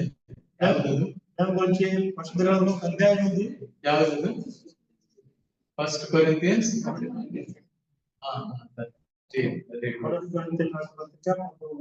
ಚೆನ್ನಾಗಿ ನೆನಪಿನಲ್ಲಿ ಇಟ್ಕೊಳ್ಳಿ. ಪ್ರೀತಿ ಎಂಬುದಾಗಿ ಹೇಳುವಾಗ ప్రేమను గురించి చెప్పాడు. ನಾವು ಅರ್ಥ ಮಾಡಿಕೊಳ್ಳಬೇಕಾಗಿದ್ದು మనం అర్థం చేసుకోవాల్సిన ಅಗೆಪ ಪ್ರೀತಿ. అగాపా ಗ್ರೀಕ್ ಭಾಷೆಯಲ್ಲಿ గ్రీకు భాషలో ಫೀಲಿಯಾ ಎಂಬುದಾಗಿರುವ ಪದ ಇದೆ. ఫీలియా అనే ఒక పదం ఉంది. ಇರಾಸ್ ಎಂಬ ಪದ ಇದೆ. ఇరాస్ అనే పదం ఉంది. ಆದರೆ ಕನ್ನಡ ಇಂಗ್ಲಿಷ್ ನಲ್ಲಿ అయితే ఇంగ్లీష్ లో ಒಂದೇ ಪದ ಲವ್ ಅಂತಿದೆ. ఒకటే పదము లవ్ అనే పదం. ಈ ಲವ್ ಅನ್ನ ಪದನ ಉಪಯೋಗಿಸಲಿಕ್ಕೆ ಭಯ ಆಗುತ್ತೆ. ఈ యొక్క పదాన్ని ఉపయోగించడానికి భయం అవుతుంది. ಯಾಕಂದ್ರೆ ಅದರ ಅರ್ಥಗಳು ಯಾವ್ಯಾವ ತಗೊಳ್ತಾರೆ. ఎందుకంటే దాని శబ్దాన్ని అనేక విధాలుగా తీసుకుంటారు. ಬಹಳ ಕಷ್ಟ ಆಗುತ್ತೆ. చాలా కష్టమైన విషయం. ಒಂದೊಂದ್ಸಾರಿ ನನಗೆ ಇಂಗ್ಲಿಷ್ ಗಿಂತ ಕನ್ನಡ ಒಳ್ಳೆ ಭಾಷೆ. ఒకసారి ఇంగ్లీష్ కంటే కన్నడ చాలా మంచి భాష. ಕನ್ನಡದಲ್ಲಿ ವಿವಿಧವಾದ ಪದಗಳು ಇರ್ತವೆ. కన్నడలో అనేక విధమైన పదాలు ఉన్నాయి. ಒಂದು ಉದಾಹರಣೆ ಹೇಳಿದ್ದೀನಿ. ఉదాహరణ చెప్పాలి. ಜೀವನ ಅನ್ನೋದಕ್ಕೆ ಇಂಗ್ಲಿಷ್ ನಲ್ಲಿ ಲೈಫ್. జీవితం అనే దానికి వచ్చినప్పుడు అది ఇంగ్లీష్ లో లైఫ్ అని వస్తున్నది. ಜೀವ ಇದೆ ಇವರಿಗೆ ಅನ್ನೋದಕ್ಕೂ ಲೈಫ್. దీనిలో జీవం ఉందని చెప్పడానికి కూడా లైఫ్ అనే వస్తుంది. ಜೀವ ಅಂದಾಗಲೂ ಲೈಫೇ. జీవన అనేది కూడా లైఫే. ಜೀವನ ಅಂದಾಗಲೂ ಲೈಫೇ. జీవితం అనేది కూడా లైఫే. ಉಸಿರು ಅಂತ ಹೇಳಿದ್ರು ಲೈಫೇ. ప్రాణం అని చెప్పబడేది కూడా లైఫ్ అనే. ಆತನಿಗೆ ಇನ್ನು ಪ್ರಾಣ ಇದೆ ಅಂದ್ರೂ ಲೈಫೇ. మనకి ఇంకా ప్రాణం ఉందని చెప్పడం కూడా లైఫ్ అని చెప్పచ్చు. ಬ್ರದರ್ಗೆ ತುಂಬಾ ಸಂತೋಷ. ನೋಡಿ ಎಷ್ಟು ರಿಚ್ బాగా ఇష్టం బాగా చూడండి. ಸ್ತೋತ್ರವಾಗಲಿ. ಟ್ರಾನ್ಸ್ಲೇಟರ್ಸ್ ಆದ ನಮ್ಗೆ ಕೆಲವರು ಥಿಯೋಲಾಜಿಕಲ್ ಪಿಕ್ಚರ್ಸ್ ಈ ಪದಗಳು ಉಪಯೋಗಿಸಿದಾಗ ನಮ್ಗೆ ಬಹಳ ಕಷ್ಟ ಆಗ್ತದೆ. ಕರೆಕ್ಟ್ ಆಗಿ ಯಾವ ಪದ ಅಂತ ಕ್ಯಾಚ್ ಮಾಡ್ಕೊಂಡು ಗೇಸ್ ಮಾಡಿ ಹೇಳುದು. ఈ యొక్క థియోలాజికల్ లో ఇప్పుడు వారికి ట్రాన్స్లేషన్ చేసే మార్పుల యొక్క విషయాలను అర్థం చేసుకోవడము ఏ సందర్భంలో వార్తలు ఎటువంటి బలాల వార్తలు అర్థం చేసుకోవడం కష్టంగా ఉంటుంది. ಬಹಳ ಕಷ್ಟ. ఇది చాలా కష్టం. ಡೆಲ್ಲಿ ಸ್ಪೀಕರ್ ಒಬ್ರು ಮಳವಳ್ಳಿ ಇದರಲ್ಲಿ ನಾನು ಟ್ರಾನ್ಸ್ಲೇಷನ್ ಮಾಡ್ತಿದ್ದಾಗ ఢిల్లీ స్పీకర్ మలవల్లి ప్రాంతంలో అంకుల్ గారు ట్రాన్స్లేషన్ చేస్తున్న సందర్భంలో ಒಂದು పద ಹೆಚ್ಚು ಕಮ್ಮಿ ಆದರೆ ఒక పదం అనేది ఎక్కువ తక్కువ అయినప్పుడు ನನ್ನ ಕಡೆಗೆ ದುಡ್ಡಿಸಿ ನೋಡಿ ಅಂತ ಹೇಳುವ అంకుల్ పక్క వాళ్ళు చూసి నేను ఆ పదాన్ని చెప్పానా ఆ విషయాన్ని చెప్పానా అని చెప్పేవారు. ಆಸ್ ಎ ಟ್ರಾನ್ಸ್ಲೇಟರ್ ಆಗಿನ ನಾನು ಸ್ವಲ್ಪ ಪ್ರೀಚಿಂಗ್ ಕಲ್ತ್ಕೊಂಡಿದ್ದು ಪ್ರೀಚಿಂಗ್ ಆಗಿನ್ನೂ ಬಂದಿಲ್ಲ. ఒక ట్రాన్స్లేటర్ గానే అంకుల్ గారు యొక్క బోధనను నేర్చుకున్నారు. ಸ್ವಲ್ಪ ಸ್ವಲ್ಪ ನಾಡಿಯನ್ನು ಹಾಗೆ ಇಟ್ಕೊಂಡಿದ್ದೇನೆ, ಅಷ್ಟೇ ಸ್ವಲ್ಪ ತಿಳ್ಕೊಂಡಿದ್ದೆ. ఆ యొక్క నాడిని కొంచెం కొంచెంగా పట్టుకొని నేను నేర్చుకున్నాను. ಒಬ್ಬ ತಮ್ಮ ನನ್ನನ್ನು ಕೇಳಿದ, ఒక సహోదరుడు అంకుల్ గారిని అడిగారు, ಅಣ್ಣ ಮೆಸೇಜ್ ಎನ್ನ ಸಿದ್ಧ ಮಾಡ್ಕೋಬೇಕು, ನನಗೆ ಸ್ವಲ್ಪ ಹೇಳ್ಕೊಡೋಣ ಅಂತ. ఈ యొక్క మెసేజ్ ను ఏ విధంగా సిద్ధం చేసుకోవాలో మాకు కొద్దిగా తెలియపరచండి అని అడిగాడు. ನಾನು ಹೇಳಿದೆ, అంకుల్ గారు ఈ విధంగా చెప్పారు, ಮೆಸೇಜ್ ಸಿದ್ಧ ನೀನು ಮೆಸೇಜ್ ಸಿದ್ಧ ಮಾಡ್ಕೋಬೇಡ, ನೀವು మెసేజ్ సిద్ధం చేసుకోవద్దు, ಮೆಸೇಜ್ ಗೋಸ್ಕರ ನೀನು ಸಿದ್ಧ.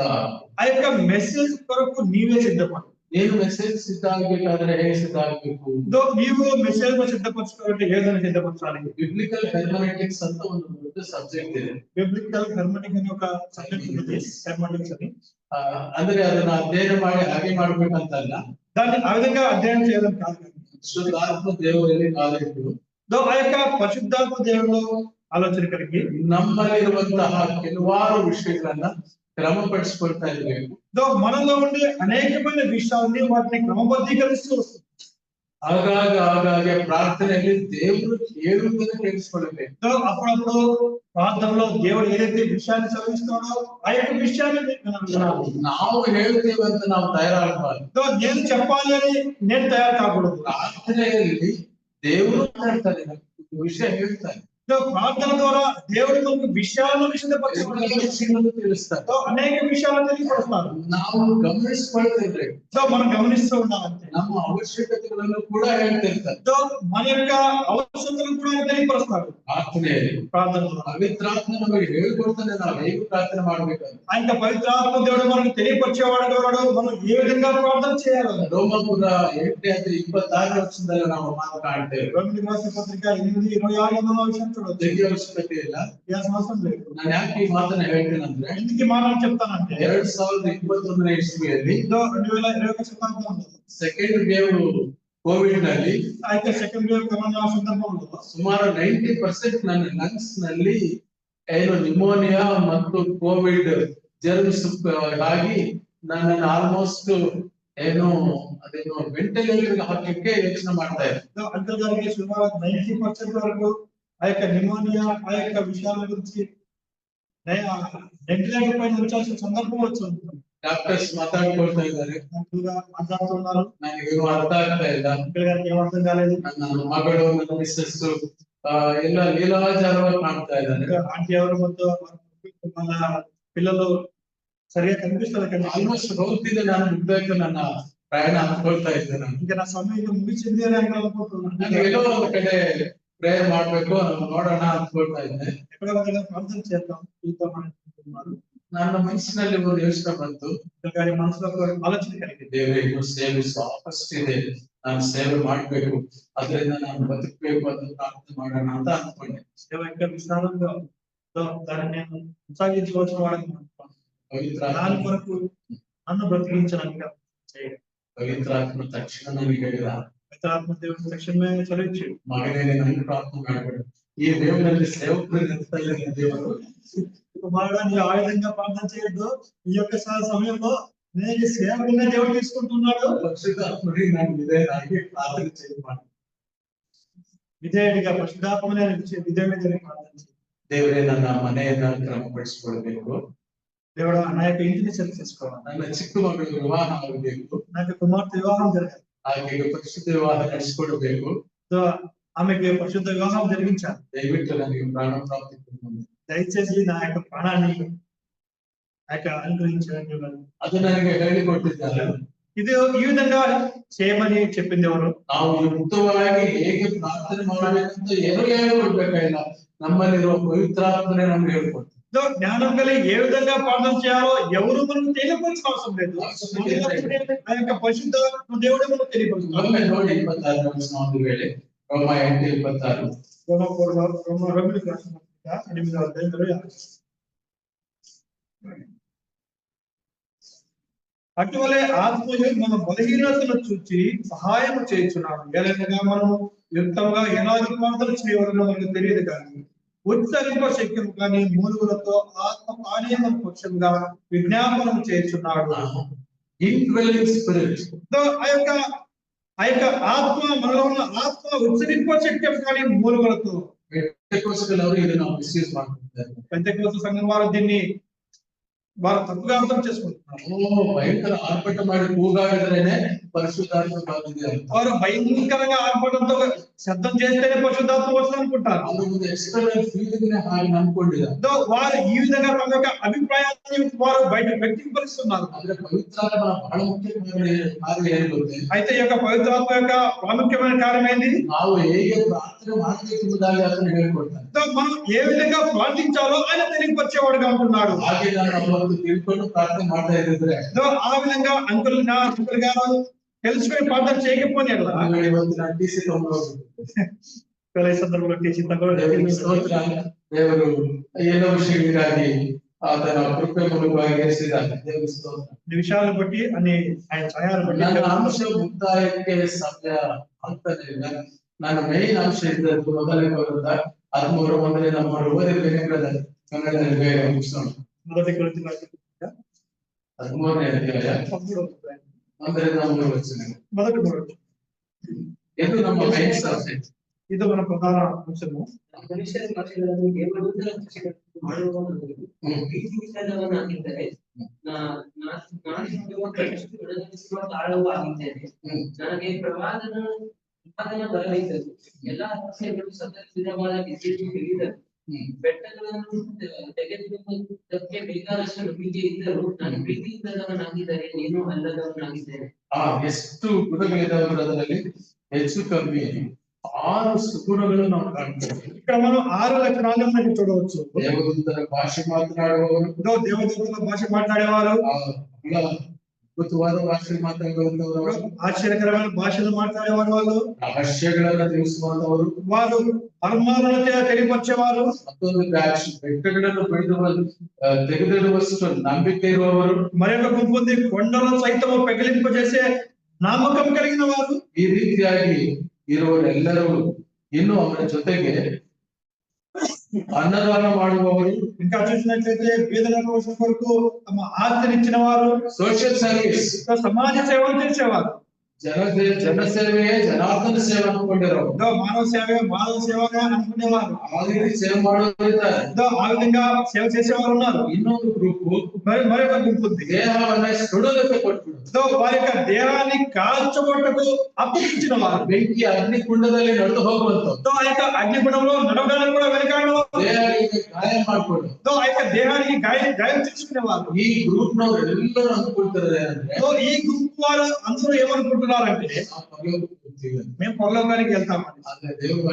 అయితే దేవుని వాక్యం సెలవిస్తున్నది, దేవుడు సెలవిస్తున్నాడు అది అప్రయోజకవాది, అవన్నీ కూడా ప్రయోజనం లేనిది. ప్రయోజనవాగుదిಲ್ಲ. ప్రేమ లేని వాడైతే నాకు ప్రయోజనమేమీ లేదు. ఆ ప్రీతి ఇಲ್ಲದೆ ಹೋದರೆ, ప్రేమ లేని వాడనైతే ನರಕಪ್ರಾಯನೇ, నీవు నరకానికి పాత్రుడు. నరకಕ್ಕೆ ಹೋಗ್ತಿ. నువ్వు నరకానికి వెళ్ళు. ಯಾರು ಹೇಳಿದ್ರು? ఎవరి మాట సెలవిస్తున్నారు? ದೇವರ ವಾಕ್ಯ ಹೇಳಿ. దేవుని వాక్యం సెలవిస్తున్నారు. ದಯಮಾಡಿ ನೋಡ್ರಿ, దయచేసి చూడండి. ಮೊದಲನೇ ಯೋಹಾನ 1వ యోహాను 4ನೇ ಅಧ್ಯಾಯ 19-21 ವಚನಗಳು. 1వ యోహాను 4వ అధ్యాయం. ಮೊದಲನೇ ಯೋಹಾನ 4ನೇ ಅಧ್ಯಾಯ 19-21 వచనಗಳು. ఆయనే మొదట మనల్ని ప్రేమించిన మనం ప్రేమించున్నాం.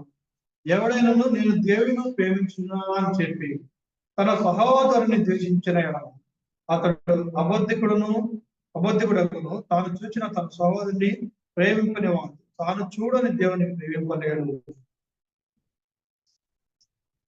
Horizontal love and vertical love ಅಂದ್ರೆ ಸಹೋದರನನ್ನ ಪ್ರೇಮಿಸಬೇಕು, సహోదరుని ప్రేమించాలి, ಮತ್ತು ದೇವರನ್ನ ಪ್ರೀತಿಸಬೇಕು. దేవుని కూడా ప్రేమించాలి. ಆ ಪ್ರೀತಿಯನ್ನ ದೇವರು ಬಯಸುತ್ತಾನೆ. ఆ యొక్క ప్రేమను దేవుడు ఆశించబడుతున్నాడు. ಪ್ರೀತಿಸಬೇಕು. సహోదరుని ప్రేమించకుండా, ಸಹೋದರ ಮೇಲೆ ಪ್ರೀತಿ ಇರದೆ, సహోదరు పైన ప్రేమ లేకుండా, ನಾನು ದೇವರ ಮೇಲೆ ಪ್ರೀತಿ ಇಟ್ಟಿದ್ದೇನೆ ಎಂಬುದಾಗಿ ಹೇಳುತ್ತಾರೆ. నేను దేవుని పైన ప్రేమ కలిగిన వాడని చెప్పినట్లయితే ಅಲ್ಲಿ ಅದು ಅಷ್ಟಾಗಿ ಆಕ್ಸೆಪ್ಟಬಲ್ ಅಲ್ಲ. అది అంగీకరించే విషయం కాదు.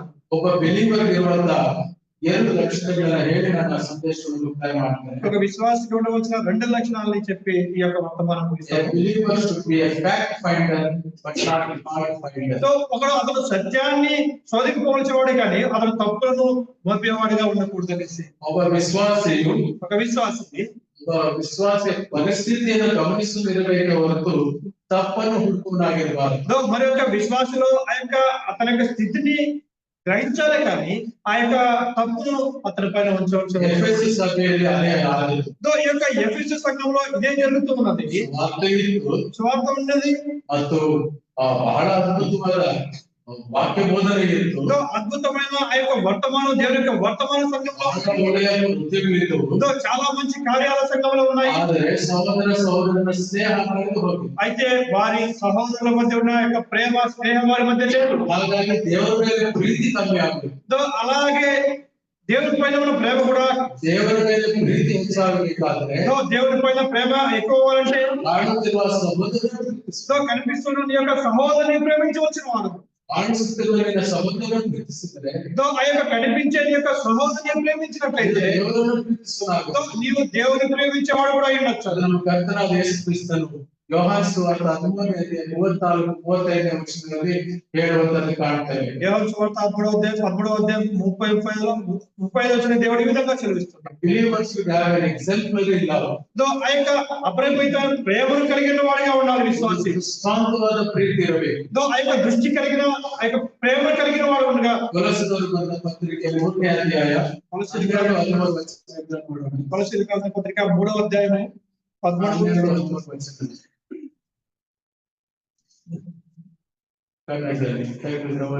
ಹೀಗಿರಲಾಗಿ ನೀವು ದೇವರನ್ನ ಆರಿಸಿಕೊಂಡು ಪ್ರತಿಷ್ಠಿತರು ಪ್ರಿಯರು ಆಗಿರುವುದರಿಂದ ದೀನಭಾವ, ಸಾತ್ವಿಕತ್ವ, ದೀರ್ಘಶಾಂತಿ ಎಂಬ ಸದ್ಗುಣ ಕಲಿಸಿಕೊಳ್ಳಿ. ಮತ್ತೊಬ್ಬರ ಮೇಲೆ ತಪ್ಪು ಹೊರಿಸುವುದಕ್ಕೆ ಕಾರಣವಿದ್ದರು. ಮತ್ತೊಬ್ಬರ ಮೇಲೆ ತಪ್ಪು ಹೊರಿಸದ ಕಾರಣವಿದ್ದರು. ತಪ್ಪು ಪಾಯಿಂಟ್ ಅದನ್ನ ಗುರುತಿಸಿ ತಪ್ಪು ಹೊರಿಸದೆ ಒಬ್ಬರಿಗೊಬ್ಬರು ಸೇರಿಸಿಕೊಂಡು ಕ್ಷಮಿಸಿರಿ. ಒಬ್ಬರಿಗೊಬ್ಬರು సరిసికొల్లిరి, క్షమించి. ఎవడైనా తనకు హాని చేసిన ఒకరినొకరు సహించు, ఒకరినొకరు క్షమించుడి. This is the parameter of our Lord towards the church of Ephesus. సంఘముల గురించి దేవుడు ఇటువంటి ఆశను కలిగిన వాడుగా ఉంటున్నాడు. ఎఫెసు సభలో దేవుడు గమనిస్తూ ఈ విషయం. ఆ యొక్క ఎఫెసు సంఘంలో దేవుడు యొక్క విషయాన్ని గమనించిన వాడిగా ఉంటున్నాడు. యోహాను సువార్త 13వ అధ్యాయం 34-35. యోహాను సువార్త 13వ అధ్యాయం 34-35.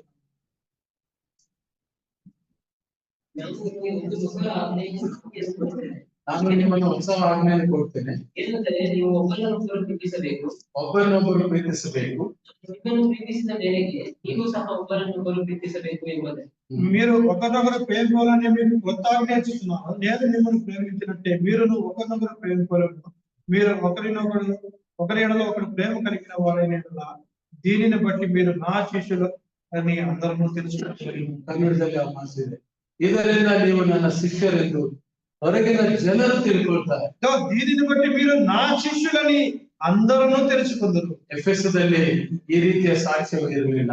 ఎఫెసు సంఘంలో ఇటువంటి సాక్ష్యం లేదు. ఎఫెసు సభೆಯಲ್ಲಿ ಇದು ತಪ್ಪಿತ್ತು. ఎఫెసు సంఘంలో ఇది కొరత కలిగిగా ఉన్నది. ಹಾಗಾಗಿ ಆ సభೆಗೆ దేవರ సందేశವನ್ನು, అందుకొరకు దేవుడు ఆ యొక్క సంఘానికి ఈ యొక్క వర్తమానం ఇచ్చిన వాడుగా ఆ సందేశము ಎಲ್ಲಾ సభೆಗಳಿಗೂ సందేశం. ఈ యొక్క సందేశము అన్ని సంఘాలకు కూడా యోగంగా చూస్తుంటున్నాడు. సభయాగిరಬೇಕು, కార్యాలు కలిగిన సంఘంగా ఉండాలి, సభయాగిరಬೇಕು, సువార్త కలిగిన సంఘంగా ఉండాలి, ప్రార్థన సభయాగిరಬೇಕು, ప్రార్థన కలిగిన సంఘంగా ఉండాలి. ಎಲ್ಲದಕ್ಕಿಂತ ಮಿಗಿಲಾಗಿ అన్నిటికంటే మించిందిగా ಮೊದಲನೆಯ ಪ್ರೀತಿ, ఆ యొక్క మొదటి ప్రేమ కలిగిన ದೇವರನ್ನು ಪ್ರೀತಿಸುವ ಪ್ರೀತಿ, దేవుని ప్రేమించే ప్రేమ, సహోదరను ప్రీతిಸುವುದರ ಮೂಲಕ, సహోదరుని ప్రేమించే ఆ యొక్క ప్రేమించడం ద్వారా ದೇವರನ್ನು ಪ್ರೀತಿಸುವ ಪ್ರೀತಿ, దేవుని ప్రేమించే ప్రేమ. ప్రభునందు పిల్ల ನಮ್ಮ ಸಂದೇಶವನ್ನು ಮುಕ್ತಾಯ ಮಾಡಿಕೊಳ್ಳುವಾಗ ಈ యొక్క వర్తమానాన్ని ముగించాం. ನಮ್ಮನ್ನು ನಾವು ಪರಿಶೀಲನೆ ಮಾಡಿಕೊಳ್ಳೋಣ. మనల్ని మనం పరిశీలన చేసుకుంటాం. ಪ್ರೀತಿಯಿಂದ ಸಭೆ ಕಟ್ಟಲ್ಪಡಲಿಕ್ಕೆ ಆಗುವಂತೆ ದೇವರ ಆತ್ಮ ಸಹಾಯ ಮಾಡಿ. ప్రేమ ద్వారా సంఘం కట్టుబడే విధంగా దేవుని ఆత్మ సహాయం చేస్తాం.